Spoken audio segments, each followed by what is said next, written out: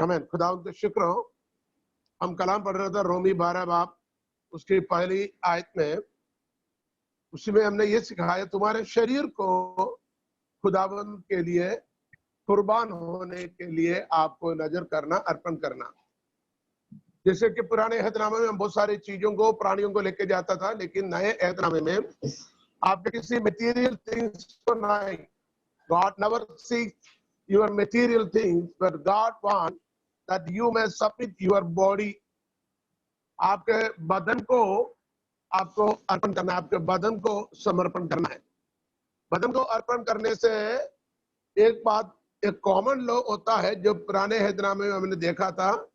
कई आयतों को अभी पढ़कर हम देखे हैं, 1 से 5 तक के अध्याय के अंदर वो हम बार बार लिखा हुआ है, वो निर्दोष होना चाहिए। इंग्लिश में ब्लेमलेस कहता, ब्लेमलेस, निर्दोष, कोई दोष नहीं होना चाहिए। उर्दू में उसको कहता बेऐब, यानी पाक होना चाहिए, बेऐब होना चाहिए। तो बेऐब, हमारे शरीर को बेऐब कैसे बना सकते हैं, ये एक सवाल है। मेरे बदन को बेऐब कैसे बना सकते हैं? क्या साबुन और पानी और शैम्पू से बेऐब हो सकते हैं? हमारी इस दुनिया की किसी पानी, शैम्पू, साबुन हमारी शरीर की बाहर की मेल को थोड़ी देर के लिए साफ कर सकता है, लेकिन हमारी शरीर के अंदर की जो पाप है, उस शरीर के पाप को धोने के लिए किसी पानी, किसी शैम्पू कामयाब नहीं है। इसलिए फिर कैसे होगा? कलाम में लिखा हुआ है खुदावंद यीशु मसीह की लहू तमाम पापों को धोकर हमें शुद्ध करता है ना।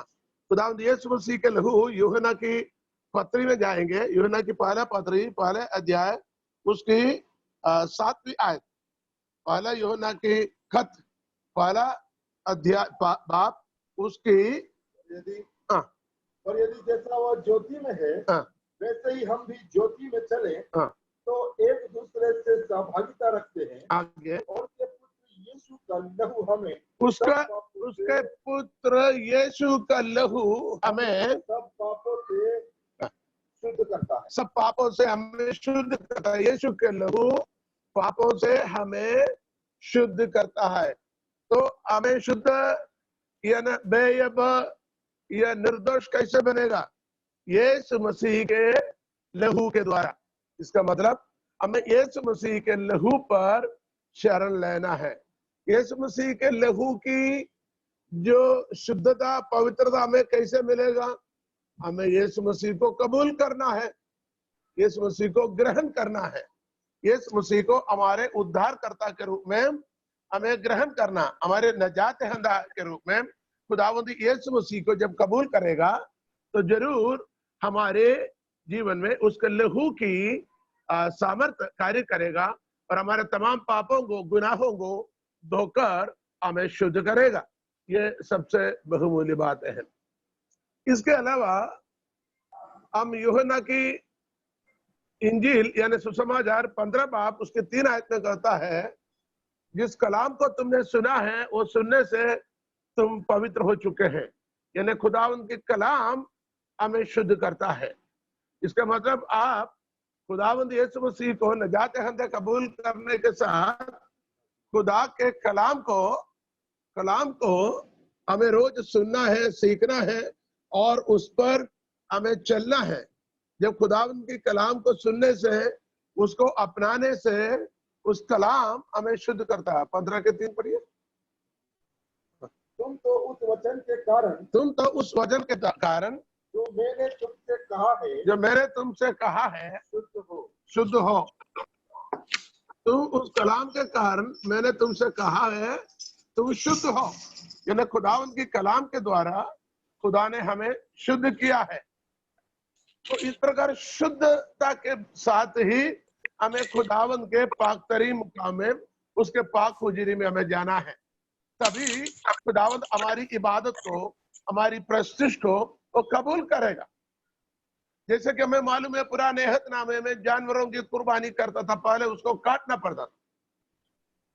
पहले उनको काट कर, उनके खालों को निकाल कर, उनके अच्छी से साफ करके, टुकड़ा बनाकर, फिर उसके ऊपर अर्पण करके फिर उसको जलाना था। तो हमारे जीवन में हम कैसे शरीर को कैसे काटेंगे? जैसे कि हमने कहा यीशु मसीह के साथ जब जोड़ा जाता है तो हमारे पाप के विषय में हम मारा जाता है। रोमियो की पत्री, रोमियो के खत 6 बाब के 3 आयत में वो साफ साफ लिखा गया है, वहां पढ़े हैं, रोमी 6 बाब उसके 3 आयत। क्या तुम नहीं जानते कि हम सब जिन्होंने यीशु का बपतिस्मा लिया, मसीह यीशु का बपतिस्मा लिया है, मृत्यु का बपतिस्मा लिया, उसका मृत्यु का। और आगे लिखा हुआ है, पढ़िए उसके नीचे पढ़ो। अतः उस मृत्यु का बपतिस्मा पाने से हम उसके साथ गाड़े गए, ताकि जैसे मसीह पिता की महिमा के द्वारा मरे हुओं में से जिलाया गया, वैसे ही हम भी नए जीवन की सी चाल चले। 5वीं आयत पढ़िए। क्योंकि यदि हम उसकी मृत्यु की समानता में उसके साथ जुड़ गए हैं, उसके साथ जुड़ गए हैं। यीशु के साथ जुड़ जाने से उसकी मृत्यु की समानता में जुड़ गई। अब 8वीं आयत पढ़िए। इसलिए यदि हम मसीह के साथ मर गए, तो हमारा विश्वास यह है कि उसके साथ जिएंगे भी। अब आपको ये 5 और 6 आयत को फिर से पढ़ना, 5 आयत से पढ़िए। क्योंकि यदि हम उसकी मृत्यु की समानता में उसके साथ जुड़ गए हैं, हम उसकी मृत्यु की समानता में यीशु के साथ जुड़ गए हैं, तो निश्चित उसके जी उठने की समानता में भी जुड़ जाएंगे। निश्चित, यकीन, श्योरिटी, उसके जी उठने में भी, उसकी समानता में भी अब जुड़ जाएंगे। यदि मर गया है, यीशु के साथ जुड़ गया है, तो यीशु के साथ आपको गाड़ा गया है, तो यीशु जैसे जी उठेगा आपको भी जी उठाएंगे। आगे पढ़िएगा 6वीं आयत।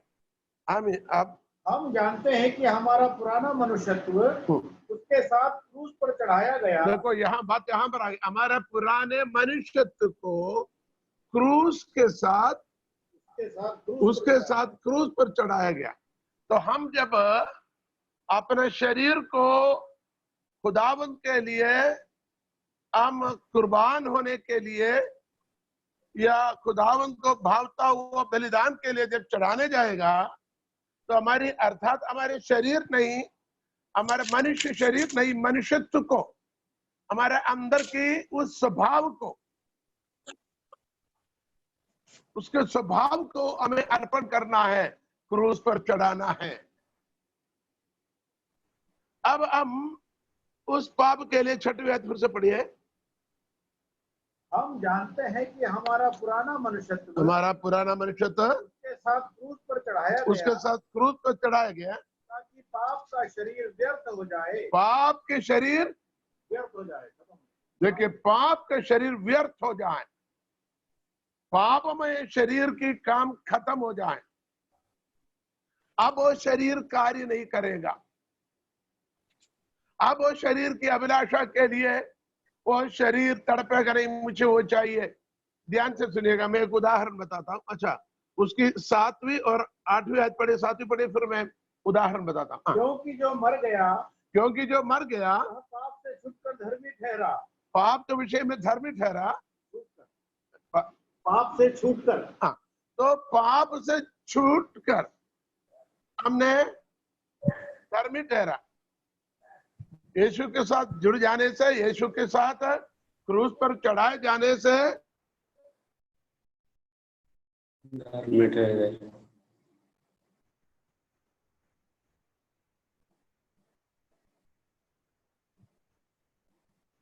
पाप से हम, पाप हमारे ऊपर नहीं, अब उस जंजीर हमारे गले पर नहीं, अब उस पाप की दासत्व हमारे ऊपर नहीं, क्योंकि खुदा ने हमें आजाद किया है।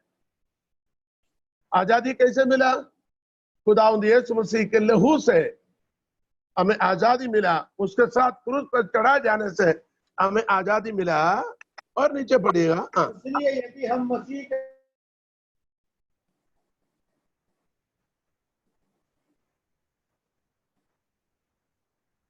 उसके साथ मर गए, इसलिए हम जिएंगे भी। हम उसके साथ जिएंगे भी। हम मर गया है तो उसके साथ हम जिएगा भी, ठीक है ना? ओके, एक 10वीं आयत और पढ़िए, 10वीं आयत पढ़िए। क्योंकि वह जो मर गया हाँ, तो पाप के लिए एक ही बार मर गया। हाँ, पाप के लिए एक ही बार मर गया।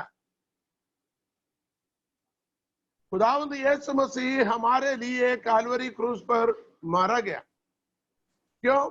हमारे शरीरों के द्वारा जितने भी गुनाह किया, उस गुनाह की समाप्ति के लिए, खत्म करने के लिए खुदावंद यीशु मसीह सलीब पर मारा गया एक ही बार, बार बार और क्रूस पर नहीं चढ़ता है।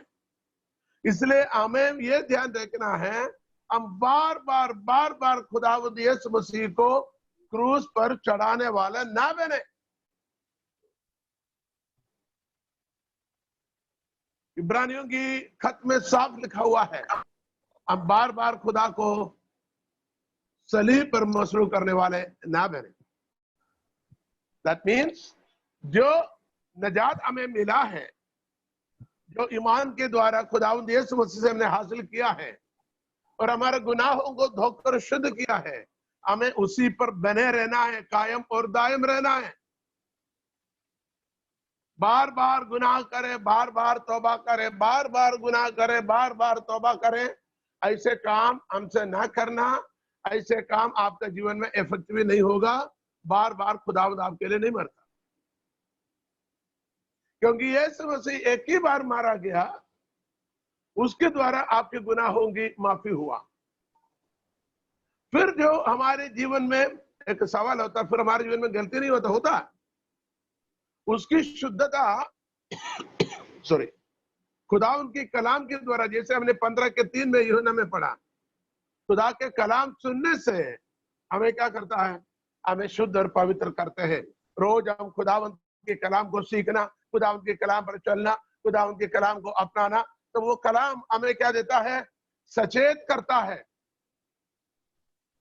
हमें जागरूक करता है। तुरंत हम क्या करते हैं? उधर माफी मांगकर आगे चलता है।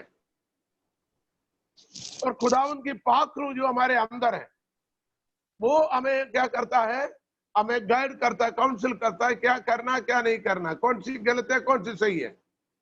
उस प्रकार हम क्या करते हैं? खुदावंत की कलाम में आगे बढ़ते हैं। अब खुदावंत के लिए हमारे बदन को कैसे नजर करेंगे, एक उदाहरण बताता हूं। एक बंदा है, उसको नशे की बड़ी आदत है, वो नशा लेते थे, लेकिन किसी न किसी तरीके से, किसी के वसीले से या खुदावंत की मोहब्बत से, उसने खुदावंत की मोहब्बत उनके ऊपर आया और खुदावंत ने उससे प्रेम किया।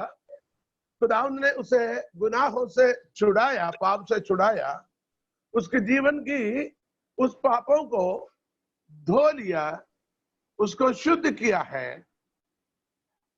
कलाम कहता है यीशु के साथ सलीब पर चढ़ाया गया। जैसे हमें हाथ मिलाकर यीशु मसीह को सलीब पर चढ़ाया गया हाथ को, वैसे समझ लीजिए उस व्यक्ति यीशु मसीह के साथ चढ़ाया गया। उसके मनुष्यत्व को चढ़ाया गया। अब उसकी आदत क्या था? नशा लेने का, कोई नशे के सेवन करने का। जब नशा उसके पास आया, किसी ने लेके आए, पुराने उसके सप्लायर लेके आया, उसको बोलते भाई ले लो, आपके पास मैं लेके आया, पैसा मत दे दो, मैं फ्री में दे रहा हूं।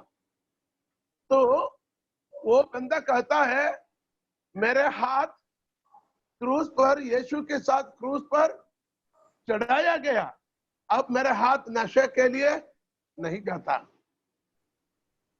किसी को, किसी चीज को चोरी करने वाले, किसी गलत कार्य करने वाले, किसी पर मारा पीटी यानी हत्या करने वाले समझ लो, वो जब यीशु के साथ सलीब पर चढ़ा जाता है, उसके हाथ भी यीशु के साथ क्या हुआ? सलीब पर ठोका गया। तो इसका हाथ अभी कार्य नहीं करेगा, हाथ कहता है मैं मर चुका है। समझ लीजिए, शराब पीने वाले व्यक्ति, शराब पीने वाले व्यक्ति के पास किसी ने कोई अच्छा फॉरेन ब्रांड लेके आया तो क्या बताएगा, मैं अभी पी नहीं सकेगा क्योंकि मेरा हाथ उसको छू भी नहीं सकेगा, मेरा हाथ यीशु के साथ सलीब पर चढ़ा गया। मैं उसको देख नहीं सकेगा क्योंकि मेरे आंखों की अभिलाषा क्रूस के साथ मारा गया। मैं उसको चख नहीं सकेगा क्योंकि मेरे जुबान की जो टेस्ट होता है, शरीर की अभिलाषा जो है वो खत्म हो चुका है। तो यीशु मसीह के साथ क्रूस पर चढ़ा जाने से हमारे मनुष्यत्व खत्म हो जाता है। वो मनुष्यत्व खत्म होने से हमारी जीवन खुदावंद यीशु मसीह में मकबूल ठहरता है और हम उसकी इबादत के लिए, प्रस्तुति के लिए उसके कदमों में आता है। एक और शब्द कहूंगा, हमारे जीवन के अंदर वही पुराने आदतों को रखकर 2 घंटे के लिए चर्च में गए, जैसे कहता 100 बिल्ली ने 100 चूहे खाए और हज को चली। 100 चूहे को खाने के बाद में प्रभु जी धन्यवाद, रात भर गुनाह किया, हफ्ते भर गुनाह किया, पाप किया, सब कुछ किया, करने के बाद में संडे को चर्च में आकर प्रभु जी धन्यवाद देता, माफ करना करके बार बार जो आदत बनाते ना, उसकी कुर्बानी खुदावंद ग्रहण नहीं करता, उसकी आराधना खुदावंद को मकबूल नहीं है, उसकी कुर्बानी खुदावंद को भावता हुआ नहीं है, उसके शरीर की अर्पण खुदावंद को पसंद नहीं है, क्योंकि उसी में पूरी बदियां हैं, उसके अंदर पूरा पाप है, उसके अंदर पूरा गुनाह है, उसका मनुष्य अभी भी दलदल में, पापों में फंसा हुआ है। इसलिए मैं कहता हूं, कितने भी लाखों लोग इकट्ठे होकर भी आराधना करें, साज-बाज के साथ भी करें, एक ही यूनिफॉर्म, एक ही ड्रेस कोड में सभी आ जाए, एक ही आवाज में करे, खुदावंद उनकी हृदय को जांचता है, क्या इसके बदन पवित्र हो, इसका मनुष्य शुद्ध हो, यीशु के लहू से धुल चुके हो, दोबारा कोई गुनाह उसमें नहीं हो, तब उसके बदन खुदावंद को भावता हुआ बलिदान बनता है। रोमी 12 में क्या पढ़ा आपने?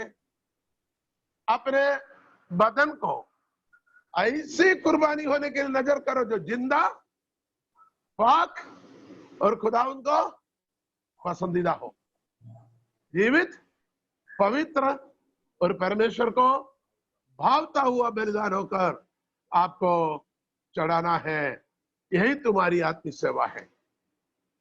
तो मैं आपको बताऊं, आप पहाड़ पर चढ़ने से फायदा नहीं, नदी और नदियों में जाकर डुबकी लगाने से फायदा नहीं, अब घी चढ़ाने से, मिठाई लाने से, कपड़ा देने से, पैसा चढ़ाने से, बकरी देने से, गाय देने से, आप बैल को लेके आने से, आप जमीन लिखकर देने से फायदा नहीं। आपके जीवन को शुद्धता, पवित्रता परमेश्वर चाहता है। इसी बदन को जब खुदावंद के लिए अर्पण करता है, इसी बदन से जब धन्यवाद की शब्द गूंज उठता है, हृदय से स्तुति और आराधना के शुक्रगुजारी की शब्द जब बाहर निकलता है, खुदावंद को लाखों किलो की सोने से भी वो अनमोल है।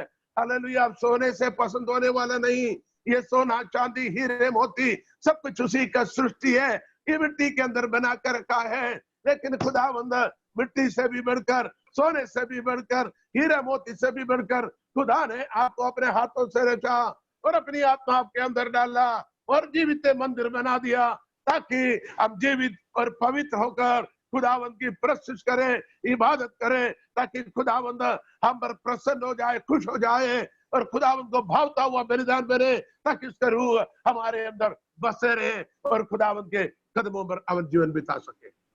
Hallelujah, hallelujah.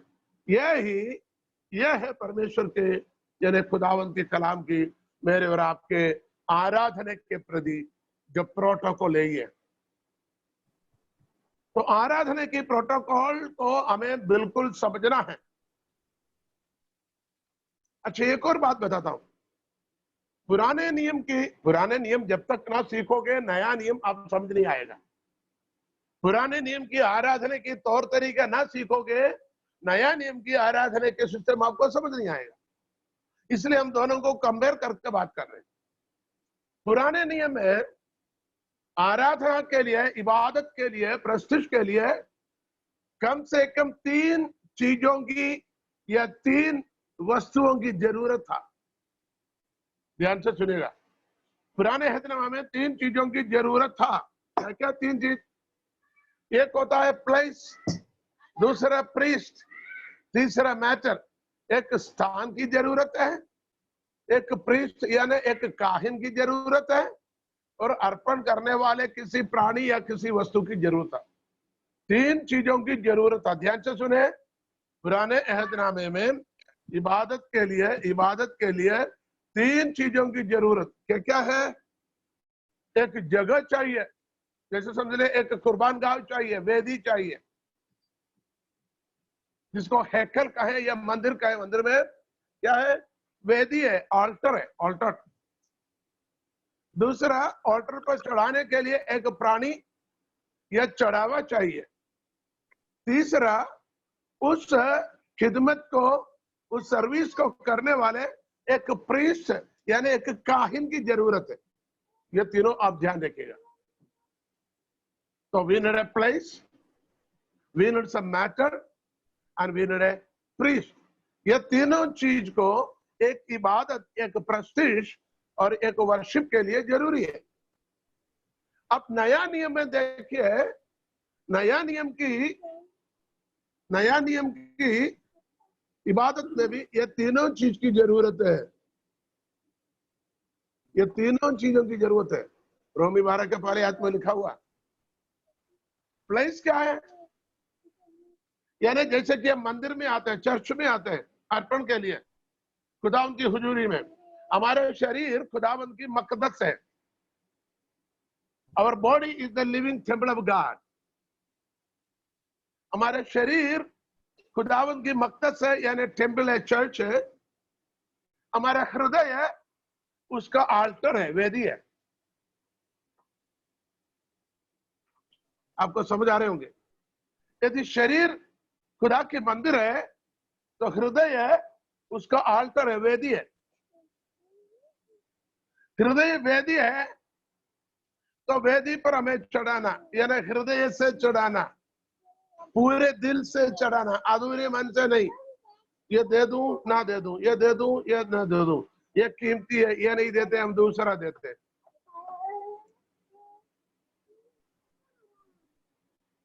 एक ऐसे कहानी है, एक आदमी मछली पकड़ने को गया, किसी नदी किनारे जाकर बैठे। वो जब कांटा डाल रहा था, उसने खुदा को बोला, खुदा पहला अच्छा मछली दे, जो भी मछली मिलेगा मैं तुम्हें लाकर दूं। पहला मछली प्रभु को देगा, वो खुदा को देगा। जब उसने कांटा डाला, उसमें बहुत अच्छा मछली फंस गया, बहुत अच्छा, अच्छे किस्म के, अच्छे जात के।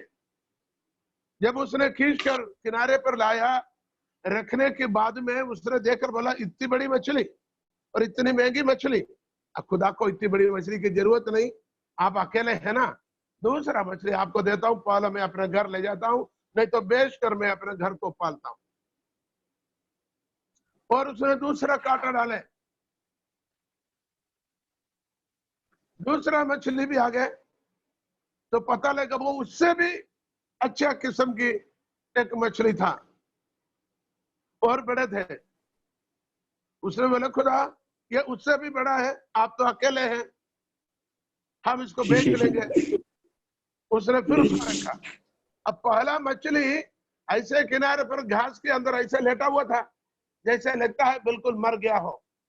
लेकिन दूसरा मछली एक और जब नदी से ऊपर आया, इसके पास आया, तो इसको पता लगा यह जिंदा है। तो जो पहले वाला मछली, वो भी अपने तेवर दिखाया, दोनों ने फड़फड़ाया, पानी में खुद पड़े। पानी में खुद पड़े तो आदमी बोले, प्रभु खुदा, मैंने तो मजाक किया था, मैंने तुमसे मजाक किया था, ये पूरी तरह को देना था, दोनों के दोनों देना था, मैंने मजाक किया था। तो हमारे कुछ लोगों की सोच ऐसे होता है, खुदा के साथ मजाक करते हैं। इबादत में कोई मजाक नहीं चाहिए। इबादत मजाक नहीं है, प्रस्तिश मजाक नहीं है, कुर्बानी मजाक नहीं है, बल्कि वो हकीकत है, उसको पूरे दिल से देना है। जो भी आपकी महंगी चीजें हैं वो खुदा के लिए देना है। हम अक्सर किसी को क्या देते हैं, कोई सस्ता चीज देते हैं। कोई गरीब आता कपड़ा मांगेगा तो सबसे फटा पुराना कपड़ा देंगे, एक मीडियम टाइप का कपड़ा नहीं देंगे, ज्यादा खराब भी नहीं ज्यादा पुराना भी नहीं, वो नहीं देगा। हम सबसे फटा हुआ देखेंगे। किसी बर्तन मांगेगा तो टूटी फूटी देखेगा। कोई चीजें हैं मांगेगा तो कबाड़ी वाले चीजें दे देंगे। किसी को दान में कोई पैसा देगा तो वो भी अट्टा कट्टा फटा देगा। और हमें यह भी मालूम है दान पात्र के अंदर, भेंट पात्र के अंदर जब पैसे डालते हैं भारत इंडिया के अंदर, खासकर ऐसे क्षेत्रों में अधिकतर रुपए फटा हुआ होगा, पुरानी होगा, खराब होगा। अच्छा उनको मिलता है, अच्छा नोट को देखकर, अच्छा चीज को देखकर बोलेंगे ये अच्छा, इसको संभाल कर रखते हैं। किसी बर्थडे में जाएगा गिफ्ट देने के लिए, अच्छा नोट को रखेगा। किसी की शादी में जाएगा, वहां गिफ्ट देने के लिए अच्छा रखेगा। किसी और प्रोग्राम में जाएगा, वहां गिफ्ट देने के लिए अच्छा वाला नोट रखेगा। लेकिन प्रभु के पास आएगा तो फटा हुआ जो दुकान वाले ने रिटर्न किया वो दे देगा। मैं उदाहरण बता रहा हूं। प्रभु को अच्छे और पुराने से कोई मतलब नहीं।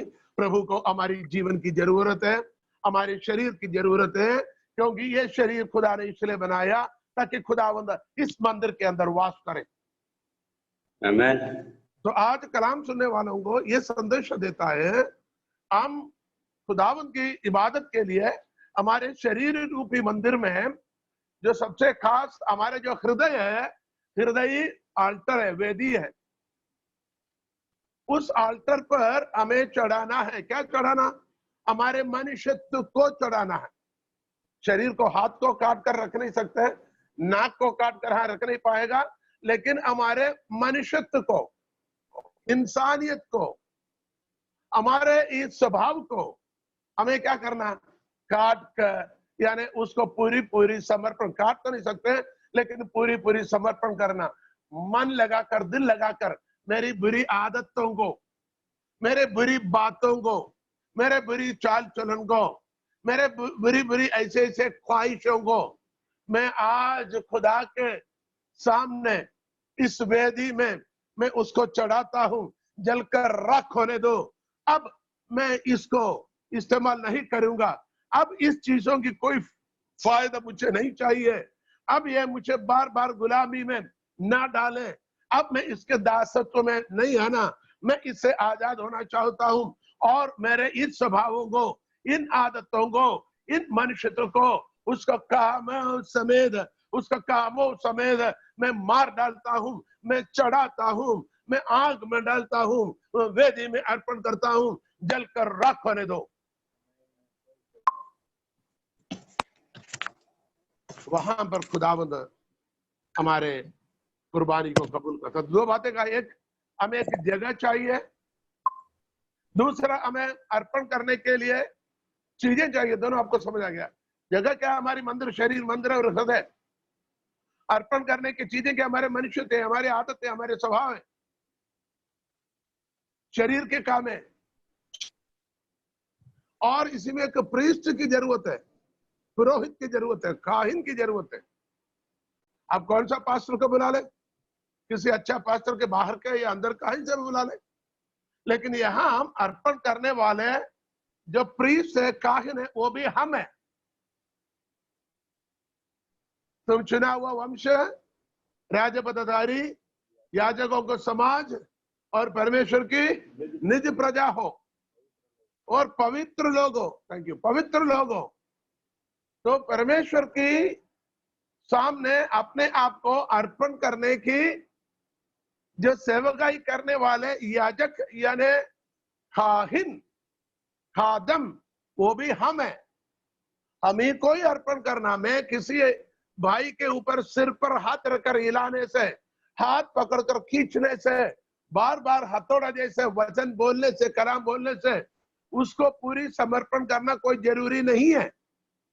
जब तक मैं अपने आप को, अपने मनुष्यत्व को अपने स्वभावों को, अपनी आदतों को जो खुदावंद को पसंद नहीं है, जो खुदावंद की रूह के खिलाफ है, खुदावंद की पाक मर्जी से हटकर है, उन तमाम चीजों को हमेशा के लिए इस वेदी पर लाकर हमें स्वयं को चढ़ाना है। मेरे अंदर की आदतें हैं, मेरे पत्नी को नहीं मालूम, मेरे बच्चों को नहीं मालूम, मेरे विश्वासी को नहीं मालूम, मेरे लोगों को नहीं मालूम, लेकिन खुदा को तो मालूम है और आपको भी मालूम है। हमारे अंदर की बातों को सबसे पहले प्रभु जानता है और हम भी जानता है। तो अर्पण करने के लिए खुदावंद देखता है ताकि ये अपने आप को अर्पण करे। समझ लो मेरे अंदर 100 चीजें हैं जो खुदावंद के खिलाफ है, जो खुदावंद पसंद नहीं करता। मैं प्रार्थना में आया, एक एक करके चढ़ाना शुरू हो गया। प्रभु जी मेरे वो बातें, झूठ की बातें, गुस्सा की बातें, घमंड की बातें, ईर्ष्या की बातें, नफरत की बातें, क्रोध की बातें, लालच की बातें सॉरी, ये बातें जब चढ़ाते चढ़ाते जाएगा, खुदावंद देखता है, गिनते जाता है। लेकिन हम 100 में से 75 तो चढ़ा लिया, 25 को फिर दबा कर रख दिया। लेकिन कलाम कहता है हमें पूरे हमें क्या करना? पूरे कंप्लीट, हमें कंप्लीट सरेंडर चाहिए, आधा अधूरा नहीं। हमारे साथ यही प्रॉब्लम होता है, कंप्लीट हम सरेंडर नहीं करते। That's a main problem with the Christian. हम जो पूरी हमारी अंदर की यह दुनिया की अभिलाषाओं को, आंखों की अभिलाषाओं को और जीविका की घमंड को, जिस्म की ख्वाहिशें, आंखों की ख्वाहिशें और जीने की आरज़ू, इन चीजों को हमें पूरी गिन कर हमें कंप्लीटली सरेंडर करना है। तब खुदावंद को भावता हुआ बलिदान बनता है। आमीन। तब हमारे आराधना खुदावंद को पसंद होता। नहीं तो एफ्राइम का जैसे होगा, कल मैंने बताया, एफ्राइम अपने गुनाह की माफी के लिए कई वेदियां बनाए। हर वेदी, हर आराधना, हर इबादत उसके लिए गुनाह के कारण, गुनाह के ऊपर गुनाह, पाप के ऊपर पाप के कारण बना है। तो ध्यान से सुनिएगा, हमारी इबादतें खुदावंद को मकबूल ठहरे। हमें खुदावंद के सामने बलिदान के रूप में अर्पण करना है। रोमी 12 की पहला आयत को फिर से दोबारा पढ़कर हम प्रार्थना में जाएंगे। इसलिए है भाइयों, मैं तुमसे परमेश्वर की दया स्मरण दिलाकर विनती करता हूं कि अपने शरीरों को जीवित और पवित्र और परमेश्वर को भावता हुआ बलिदान करके चढ़ाओ, यही तुम्हारी आत्मिक सेवा है। This is your spiritual service. हम बैनर फ्लैक्स बनाएंगे, our spiritual service will start 10 AM। 10 बजे हमारे आत्मिक सर्विस शुरू हो जाएंगे। ऑल आर वेलकम, सभी स्वागत है। लेकिन यहां कहता है आत्मिक सेवा क्या है? This is your spiritual service, the most important service, the most important worship, the most important part in our Christian life, especially in our worship, in our service, that is submit our body, हमारा शरीर को अर्पण करना है, living holy and acceptable to God, जीवित पवित्र परमेश्वर को भावता हुआ बलिदान होकर हमें चढ़ाना, यही हमारा जीवन के सबसे आत्मिक सेवा है। आमीन। आमीन। तो आज के लिए इतना काफी है। हम इसके आगे कल और मनन करेंगे। इतना वजन को जो आपने, कई डिस्टर्बेंस पहले हुआ है, लेकिन खुदा की शुक्र हो हम यहाँ तक आ सके। हमें एक बार और जांचना है, प्रभु जी मेरे सर्विस, मेरे वर्शिप, मेरी इबादत में अपने आप को जो कुर्बान करते हैं प्रभु, क्या तुझे मकबूल हो? आपने इसको ग्रहण करते हो? आप इस आपको भावता हुआ है? खुदावंद इसको ग्रहण करते हो? यदि उसी में कोई कमी हो तो आज मैं अपने आप को completely whatever which I kept hidden, मैंने जो भी हिडन रखा है उसको आज अर्पण करता हूं। एक परमेश्वर के दास के एक स्टेटमेंट को मैं बताना चाहता हूं। आपने सुना होगा चार्ल्स हॉर्डन स्पर्जन, एक खुदा के एक बहुत बड़ा महान दास थे, खादम थे, C.H. स्पर्जन। वो एक ऐसा मसीह जगत की एक बहुत बड़े अभिषक्त है। उसकी कई पुस्तकें लिखी गई, कई उसकी प्रचार, कई उसकी संदेशा है। उसने कहा हुआ एक शब्द ऐसा है, मानो कि तुम्हारे शरीर 16 कमरे से बने हुए एक मकान के समान है। मानो कि तुम्हारे, suppose your body is, your life is like a big house which contains 16 rooms, 16 कमरे वाले एक घर के समान है। अगला स्टेटमेंट ध्यान से सुनिए, if Jesus is the Lord and king of you, यदि खुदावंद यीशु मसीह आपकी बादशाह है, आपकी खुदा है, सो hand over all 16 keys to him, पूरा 16 कमरे की चाबी उसी को दो। whenever and wherever he want to enter, let him come and enter, जब भी जहां पर भी वो आना चाहता है वो प्रवेश कर सके। हम क्या करते हैं, हम कई कमरे की ताला लगाकर पासवर्ड डालकर रखता है, हम किसी को नहीं बताते, प्रभु को भी नहीं बताते। So let us surrender ourselves and examine ourselves. खुदावंद के कलाम के सामने अपने आप को जांच लीजिए और खुदावंद के सामने प्रार्थना करें, खुदावंदा मेरा जीवन कैसा है, प्रभु जी आप मेरे जीवन में कार्य कीजिए। मैं तेरे कलाम के सामने अपने आप को सौंपता हूँ ताकि मेरा जीवन तेरे लिए पाक होकर खुदावंद को मकबूल ठहरे और खुदावंद की नाम के लिए हमें इस्तेमाल किया जाए, यीशु के नाम से, आमीन। Father, in the name of Jesus Christ, as a servant of God, I pray for everyone who is watching and listening the word of God. Lord, you are the Almighty God, you are the King of Kings and Lord of Lords. Lord, you've given the command that I may submit myself as living, holy, and acceptable to God as a living sacrifice. Lord, help each and everyone who are listening the word of God. Help them, Lord. Let the Holy Spirit speak to them and let them cleanse themselves and let them submit their bodies completely before the Lord, that they may submit their body as a living sacrifice, that God may please and accept their sacrifices. Lord, thank you for listening and answering the prayer. We bring you glory and honor to you. In Jesus' mighty name I pray. Amen. Amen. Amen. God bless you. खुदावंद आपको बरकत दे। Amen.